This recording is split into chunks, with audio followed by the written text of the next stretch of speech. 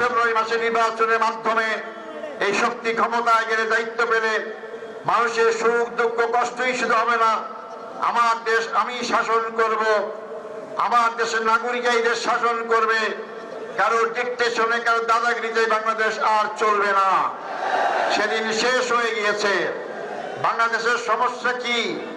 আমাদের সম্পদের কোনো অভাব নেই, আমাদের অভাব সৎ নেতৃত্বের।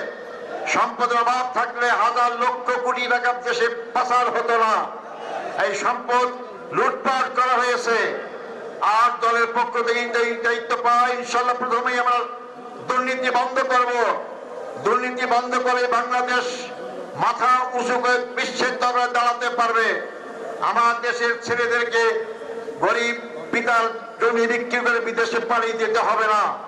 এই সম্পদ যদি আমাদের দুর্নীতিমুক্ত দেশকে করতে পারি, ইনশাল্লাহ বাংলাদেশ আগামীতে এমন ভাবে উঁচু পর্যায়ে দাঁড়াতে পারবে যখন বিদেশের ছেলেরাই আমার দেশে চাকরি করতে আসবে, আমার দেশের ছেলেকে বিদেশে যেতে হবে না। আসুন সেই স্বয়ং সম্পূর্ণ আধিপত্যবাদী শক্তি বিরোধী আজকে বাংলাদেশকে আমরা গঠন করার দিকে এগিয়ে যাই। আমাদের আন্দোলন অবশ্যই বিজয় হবে ইনশাল্লাহ। আগামী নির্বাচন আবার আমরা আপনাদের সামনে আসবো ইনশাল্লাহ, বিজয়ের পতাকা নিয়ে আসবো ইনশাল্লাহ।